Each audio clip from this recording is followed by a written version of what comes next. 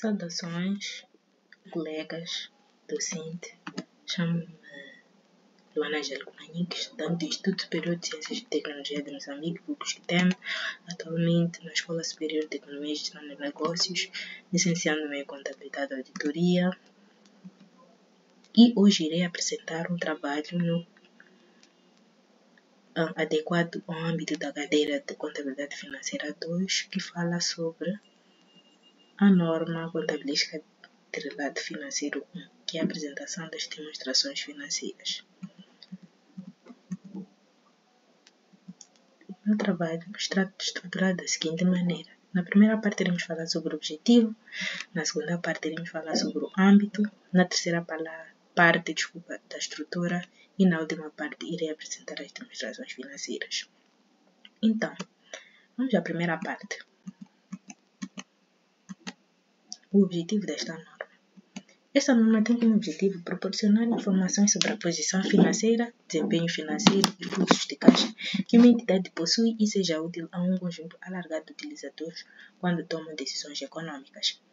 Basicamente, esta norma vem mostrar-nos que essas demonstrações financeiras, no final do dia, elas têm uma função muito importante numa entidade, que ao mostrar a posição financeira, o desempenho que a empresa teve ao longo de um período e os fluxos de caixa que possui, um conjunto largo de pessoas, utilizadores, investidores, potenciais investidores e etc., irão ter em conta quando estiverem a tomar as suas decisões econômicas. Por exemplo, se ganhamos muito dinheiro, se teremos lucro, se teremos prejuízo, se alguém irá continuar a querer investir na nossa empresa ou não, e etc. Dentre várias operações. Não, esta norma serve para isto. Estas demonstrações financeiras servem para auxiliar-nos em todo este processo. E o âmbito onde esta norma é aplicada. Esta norma tem como um âmbito preparar e apresentar demonstrações financeiras gerais, finais, pelo menos uma vez por ano. Pode fazer mais vezes por ano, isso depende de cada entidade, mas pelo menos uma vez por ano. Estas demonstrações financeiras devem ser apresentadas a um conjunto alargado de utilizadores, investidores, etc., que é para saberem da situação atual da entidade.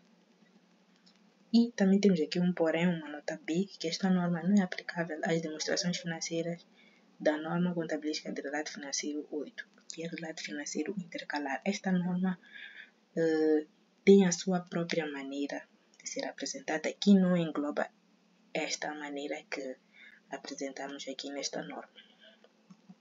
Então, afinal de contas, qual é a estrutura das demonstrações financeiras? O que uma demonstração financeira deve possuir? São várias as demonstrações financeiras que iremos ver a seguir, mas estas todas seguem uma estrutura semelhante, igual, todas obedecem a uma determinada estrutura, que é todas elas possuem o nome da entidade que se refere. Por quê? Porque acho que é um pouco óbvio, nós não iremos preparar uma demonstração financeira sem nome. Nós devemos lá identificar na demonstração financeira de que entidade nós estamos a falar, que é para poder se perceber ao certo do que está se a tratar na verdade. 2. A data. E este componente é muito importante também, porque nós devemos saber de que período nós estamos a falar. Por exemplo, podemos ter várias demonstrações financeiras de vários anos de uma entidade que varia de 2000 até 2021. Se nós não pusermos a data, nós podemos confundir uma demonstração financeira que seja do ano 2005 como se fosse a demonstração financeira do ano 2020. Então, para ajudar a sanar estas dúvidas e a evitar este tipo de casos, a data deve estar lá presente, que é para toda a gente saber de que período é que se fala. A moeda de relato também é um elemento muito importante, pois nós sabemos que o Metical, nós estamos em Moçambique, usamos Metical, mas nem todas as empresas usam Metical. Há empresas que estão cá em Moçambique que não utilizam esta moeda Metical, utilizam o dólar, o rand, etc. Então, nós lá na demonstração financeira devemos especificar que esta é uma demonstração financeira que fala especificamente de operações que foram realizadas em Mitical, ou mesmo se não tiverem sido realizadas em Mitical, se a empresa prepara as suas demonstrações financeiras em Mitical, converte no final, ela deve escrever lá qual é a moeda de relato. Isso também vice-versa. Não só acerca do Mitical, mas se a empresa estiver em RAND, se a empresa, operacionalizar em RAND, as suas demonstrações financeiras devem estar em RAND e a moeda de relato deve estar na patente e assim em diante. O grau de arredondamento usado. Sim, isto também é um aspecto muito importante, pois nem todas as empresas, principalmente quando se trata de pequenas e médias empresas, nós sabemos que tem limite de ser uma pequena ou média empresa, porque tem um certo limite de dinheiro que é circulado durante um certo período. Normalmente eu não tenho aqui em mente, mas eu acho que não ultrapassam, ou não, eles não trabalham frequentemente com milhões e etc. E se não estiver arredondado, ou se lá não aparecer o grau de arredondamento utilizado, e estiver lá alguém de uma grande empresa que está habituado aos números estarem em milhões, pode perceber mal. Então, é sempre importante nós, lá nas demonstrações financeiras, estar patente o grau de arredondamento usado. Pois nós podemos escrever 1000 na demonstração financeira a falar exatamente de 1000 meticais, enquanto que, na verdade, aquele 1000 está escondido 3 zeros à sua direita, que é 1 milhão de meticais. Então, isso pode criar confusão. Então, é sempre importante nós escrevermos lá o grau de arredondamento usado, que é para a pessoa saber que estes números que estão aqui, na verdade, estão em milhões, ou estão em bilhões, ou estão assim mesmo como estão, em milhares ou centenas. Então, também é bastante importante dar lá explícito o grau de arredondamento utilizado. E vamos às demonstrações financeiras. Que temos aqui o balanço, depois a demonstração de resultados, a demonstração das variações do capital próprio, demonstração dos fluxos de caixa e as notas explicativas. Nós iremos explicar cada um destes pontos detalhadamente. Balanço. O que é um balanço? Balanço apresenta o estado atual da entidade, através de ativos, passivos de situação líquida à data corrente. Após elaborarem-se os diários, os balancetes e etc. Aqueles documentos financeiros que se elaboram, no final nós elaboramos um balanço final ou inicial que irá apresentar o estado atual da entidade, a esta data que se fala. E este balanço é uma coisa assim, onde nós temos na primeira parte os ativos não correntes, ativos correntes, o total. Depois temos capital social e passivos. Temos aí as reservas, etc. e o total. Depois passivos não correntes, passivos correntes, total dos passivos, total do capital próprio dos passivos. Então, isto é feito com uma data específica. Então, o balanço é mais ou menos assim. A demonstração de resultados basicamente apresenta os rendimentos e gastos reconhecidos no período contabilístico. Como estava a dizer no início, uma entidade deve elaborar estas demonstrações financeiras para saber basicamente se teve lucro ou teve prejuízo. Então, o papel ou a demonstração financeira que nos mostra exatamente se tivemos lucro ou prejuízo é a demonstração de resultados. Porque se nós tivermos lucro, nós devemos pagar impostos. Temos alguns passos subsequentes que deve-se fazer. Deve-se pagar imposto, depois irá-se ver quanto lucro bruto a entidade terá. E se não tivermos lucros, apenas tivermos prejuízos, nós não iremos pagar impostos. Isso também irá ajudar os utilizadores, os investidores a saber exatamente o que podem fazer acerca da situação da entidade, se podem melhorar algum aspecto, se podem cessar com a atividade, etc. Isto tudo eles irão ver aqui na demonstração de resultados, que é uma coisa basicamente assim, onde temos as vendas, o resultado bruto, todos os rendimentos, os impostos, o resultado do período das operações continuadas, os resultados líquidos das operações continuadas, os resultados líquidos do período e os resultados por ação. temos aqui do período N e do período N-1. Então, esta demonstração de resultados serve para isto. Depois também temos a demonstração de variações do capital próprio, onde basicamente reflete um aumento ou redução dos ativos líquidos da entidade. E é algo mais ou menos assim, onde temos o saldo no início do período e as alterações do período, o resultado líquido do período, o resultado absoluto do período e o saldo no final do período.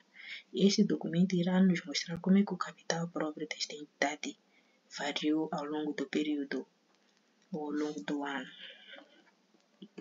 Temos a demonstração dos fluxos de caixa, onde diz mais respeito à norma contabilística de relato financeiro 2, mas basicamente esta avalia a capacidade, ou esta demonstração avalia a capacidade que a entidade possui para gerar caixa e os seus equivalentes, para gerir como é que a entidade movimentou a caixa durante o período. Então, isto tudo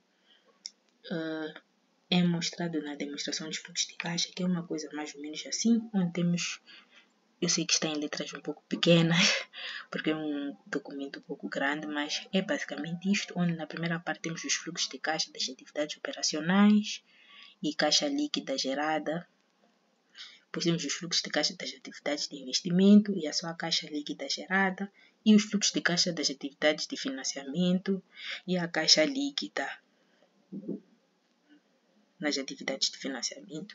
No final temos caixa equivalentes de caixa no início e no final, e este documento é que irá apresentar todas estas operações que são apenas relativas à caixa de uma entidade. E também temos as notas explicativas, que estas apresentam, prestam ou divulgam informação adicional acerca da base de preparação das demonstrações financeiras. Estas notas explicativas não têm um documento como tal, pois elas são normalmente escritas por baixo das demonstrações financeiras ou nas próprias demonstrações financeiras. Se nós voltarmos aqui, nós podemos ver que aqui, por exemplo, na demonstração de fluxo de caixa, temos um espaço apenas reservado para notas. Então, o contabilista ou a pessoa que estiver a preparar as demonstrações financeiras pode escrever, por exemplo, que depois no final ele irá explicar de que este se trata. Ou aqui, por exemplo, aqui por baixo pode pôr um asterístico num dos números e depois no final explicar de que este asterístico se trata. Então, esta operação toda são as tais notas explicativas que irá prestar ou apresentar alguma informação acerca da base da preparação, acerca daquele número e por que está daquele jeito, ou daquele valor e por que estará daquele jeito e não do outro jeito, ou de como é que este valor apareceu, etc. Então, este é basicamente o papel das notas explicativas. E algo que nós também devemos saber, pois nós vimos ali muito nas nossas demonstrações financeiras, ativo corrente, ativo não corrente, passivo não corrente. Então, afinal de contas, qual é esta distinção? O que é algo corrente e o que é algo não corrente? Então, é algo muito simples de explicar. Temos ativos e temos passivos. Então, vamos começar pelos ativos. Temos ativos correntes e ativos não correntes. Ativos correntes são aqueles que são que dizem respeito a um período até de 1 ano. Então, estes são ativos correntes. Agora, os não correntes dizem respeito a um período de mais de 1 ano. Nós aqui na imagem temos, por exemplo, ativos correntes, temos dinheiro, né? Que nós movimentamos durante o ano, durante o período. E nos ativos não correntes temos aí edifícios, carros, etc. Este não iremos usar apenas durante 1 ano, iremos usar durante mais anos, 5, 10, 15 anos. Então, este é um ativo, mas não é um ativo corrente, pois nós estamos a usar frequentemente durante vários anos. Então, passa a ser assim o ativo não corrente. E o ativo corrente, como havia dito, é aquele que nós movimentamos frequentemente ou usualmente dentro de 1 ano. E também temos os passivos, que também podem ser correntes ou não correntes. E aqui na foto, os passivos correntes, por exemplo, temos uma dívida que nós contraímos em janeiro e nós iremos pagar até maio. Então, este é um passivo corrente, pois ainda diz respeito a este período.